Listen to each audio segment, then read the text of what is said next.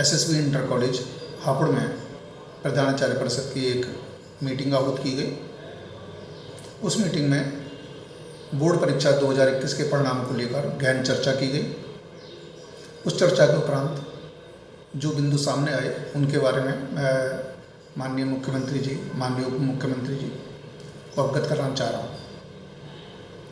पहले ये कि इंटरमीडिएट परीक्षा या हाई स्कूल परीक्षा में जो बच्चे प्री बोर्ड परीक्षा में 1 या 2 विषय में अनुपस्थित रहे या पूर्णतः अनुपस्थित रहे, उनको अनुपस्थित दर्शाते हुए उनको प्रमोट, विदल्ट या एब्सेंट कर दिया गया है।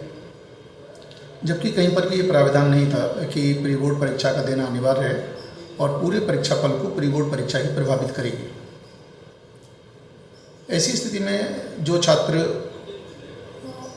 प्रमोट घोषित किए गए हैं उनके बारे में ये भी सोचना है कि कक्षा 12 में प्री बोर्ड परीक्षा के केवल 10%। ताजी सब्जियों की काट घर बुलाएं, बाजार भाव पर सब्जियां पाएं। देख भाई को कॉल करें 8650607033 पर।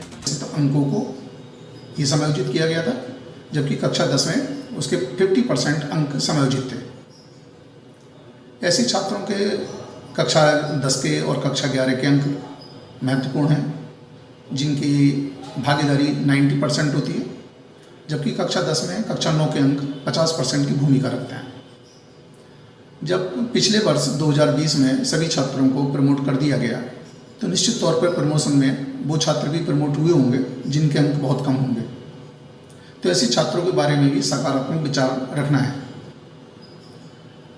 कहीं से ये भी आदेश नहीं था कि प्री बोर्ड परीक्षा महत्वपूर्ण है, अत्यंत महत्वपूर्ण है और इसमें सभी छात्रों को सम्मिलित होना अनिवार्य है।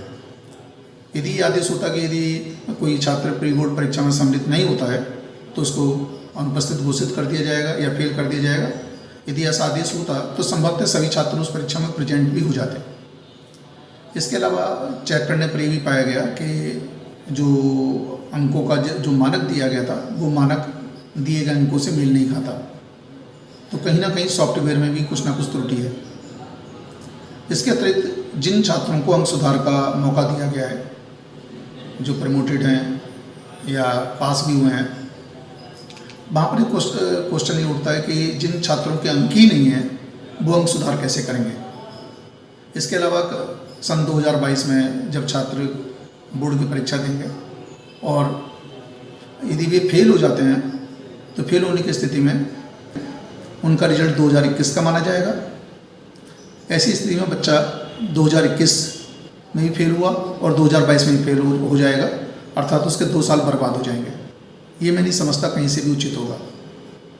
तो इसका अर्थ ये निकलता है कि जो भी अंक पत्र है उसमें छात्र चाहे प्रमोटेड है या एब्सेंट है या फेल है, उसके अंकों का होना अनिवार्य है।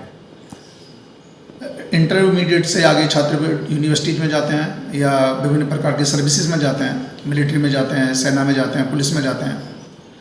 यदि वहाँ पर वो प्रमोट लिखते हुए मार्कशीट को आगे बढ़ाएंगे, ऑनलाइन आवेदन करेंगे तो कोई भी उनका फॉर्म फॉरवर्ड नहीं हो पाएगा, क्योंकि वहाँ पर अंकों का होना अनिवार्य है। कल ही एक हास्यास्पद स्थिति भी देखने में आई कि मदुरई का एक विज्ञापन था HDFC बैंक का, उसमें स्पष्ट लिखा हुआ था कि 2021 में पास आउट विद्यार्थी अप्लाई ना करें। तो सरकार को चाहिए कि अपनी जो मार्कशीट है उसकी संदिग्धता न उत्पन्न करे, बल्कि उसके बारे में एक सकारात्मक निर्णय लेते हुए छात्र हित में उचित निर्णय लें।